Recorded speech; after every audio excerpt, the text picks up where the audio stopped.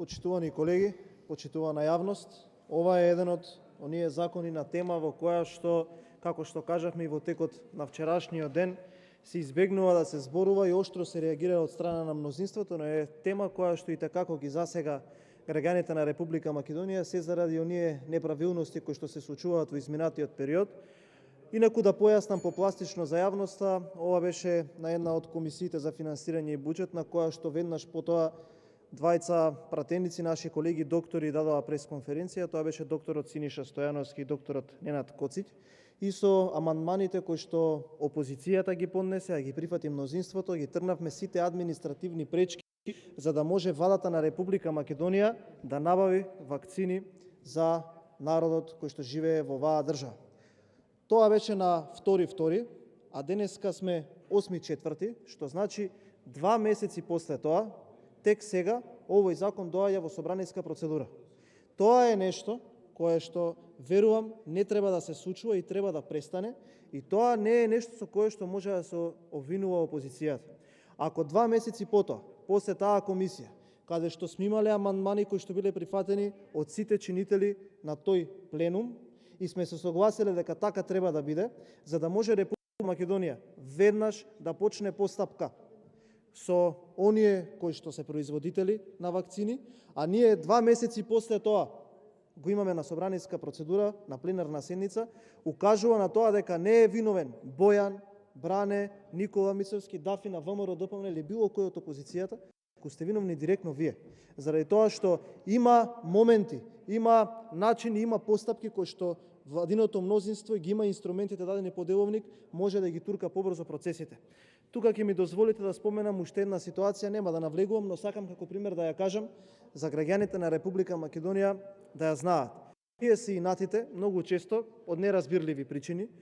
веројатно заради тоа што сте свесни дека некои постапки многу подобро би се менаџирале ако ја слушате опозицијата, се инативте за 5-тиот пакет на мерки, се инативте еве за ова, па еве ја суштината. 2 месеци после комисија, каде што е прифатена од сите чинители, ние разговараме за ова прашање на пленарна седница.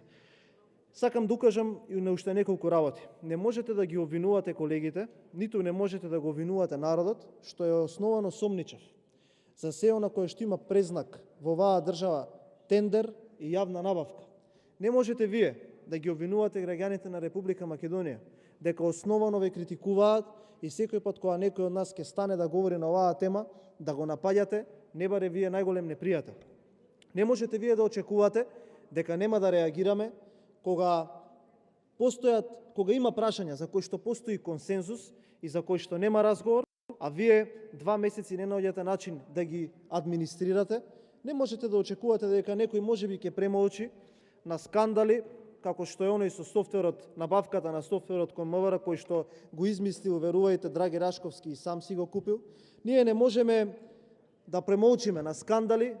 како што беше преку фирмата Старби, каде што директно е инволвиран и министерот за здравство и се види дека спротивно на сите акти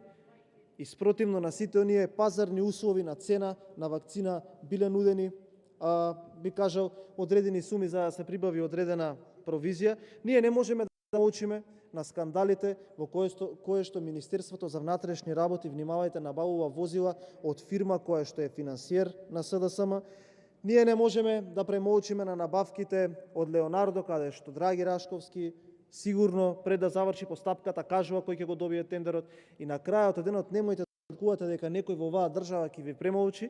за набавката која што требаше да се случи, да спречи директно опозицијата од 35 милиони евра од човек кој што фирмата ја регистрирал незначителен период пред да се распише таква набавка со имейл адреса žuti35 Yahoo. Немојте да очекувате дека некој би ви премолчил кога вице-премиерот за економски прашања, кој што веќе е надвор од владата, ги потепа државни институции од фаќање тендери, од метварка, па се натака и така натака, и немојте да очекувате дека некој ќе молчи заради тоа што за јавните набавки првото нешто кое што го направивте кога дојдовте на власт е да го укинете бирото за јавни набавки, за да може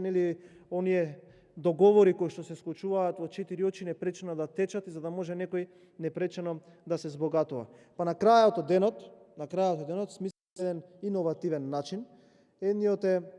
оној закон за клинички центар, каде што повторно сакате она што е преостанато од девастираната македонска економија да се анулира и повторно да заврши некаде каде што не треба. А второ е, изминативе денови видов една изјава од министерот за транспорт и врски, Благој Бочварски, на телевизијата Алсат, каде што рече дека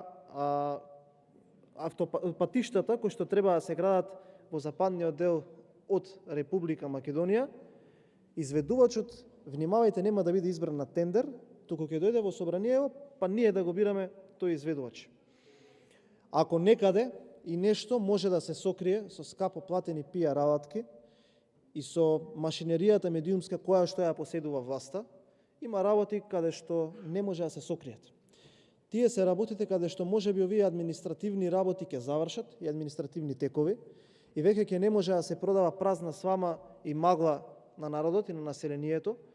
туку ќе мора тоа што конкретно е сработено да се прикаже. Еве можеме да видиме 0 вакцини. 2 месеци откако на Комисијата за финансирање буџет власта и опозицијата по предлог на опозицијата се согласија за амандман и се анулираа сите административни пречки за оваа држава да почне да набавува вакцини. 2 месеци. Понатаму, немојте да мислите дека некој ќе премолчи на сето ова кое што се случува и оние, што би кажал јас, приредби кои што ги прават владините функционери, како еве само што не сме почнале, блескаме, па штрумфета и оние ботови ќе му пишуваат на Венко Филипче препораки за тоа колку бил добар и успешен, а ние 60 дена, и тука нема да, еве, заради осетливоста на и чувствителноста на темата која што е, нема да спомнувам броеви на колку луѓе го имаат загубено животот. Ако почневте да работите и ако ги засукавте ракавите, така како што ревносно ја навредувате опозицијата и дехидрирате од плукање Скопје 2014, вака натака, сега кој знае колку луѓе ќе можевме да ги спасиме. Еве од тука ве повикувам, сите до еден, кои што сте пратеници на мнозинството, веднаш по завршувањето на дискусијата на оваа точка, каде што повторно ќе нагласам по предлог на опозицијата прифативте амандман и немавте административна пречка пред 60 дена да ја почнете постапката за набавка на вакцини, да си се обратите кај тој што ви е министер за здравство и да почнете да го притискате заради тоа што нема ден, а да не отвори човек одредена социјална платформа каде што комуницираме или медиум, а во последните 2 или 3 дена да не личат на некролози. Фатете си ја работата, почнете да го притискате, нека заборави малце на тие скапи агенции кои што ги плаќаа, кои што се 2 на број за да му го градат имиџот, заради тоа што имиџот на телевизија и тука меѓу вас е еден, а имиџот помеѓу народот е друг. Пред да додам тука еден пријател, ми вика, слушам милиони, го слушам премиерот, го слушам едниот или другиот, 80% реализирани, 800 милиони евра, дали овие луѓе или кога последен пат овие луѓе влегле во маркет да видат колку е зејтинот? Дали сте влегле вие во маркет да видите колку е зејтинот? И престанете со тие цифри, престанете со тие фанфари кои што ги правите на медиумите и престанете со обвинувања кога сте фатени со рацете во медот, како за ова, 60 дена од кога е анулирана последната административна пречка за набавка на вакцини, во држава има 0 вакцини кои што се обезбедени, нели ние бевме сериозна држава, имавме пари и ќе си платевме. Демократска република Конго е најсиромашна земја во светот, нема посиромашна. 1,7 милиони вакцини набавени и платени. Македонија 0. 60 дена од кога се тргнати последните административни пречки за да се набават на вакцините. Јас знам дека ќе се обидете сега и оваа теза да ја превртите, па така да кога бевте фатени дека на целиот белосветски олош сте му поделиле пасош, испадна Христијан Мицковски дека е виновен, ама ден по ден гледаме дека нови идентитети и нови луѓе кои што ајде што сме им дале пасоши, па веројатно треба некој во оваа држава да ги праша дали се задоволни од ние кои што ги гласале на последните избори. Не знам тој Седат во Чаир дали е задоволен. Не знам овој денеска каде има добиено адреса, дали се задоволни од таму каде што ги гласаа, затоа што веројатно до крајот на аферава која што секој ден се отвара, сигурно ќе имате пасоши каде што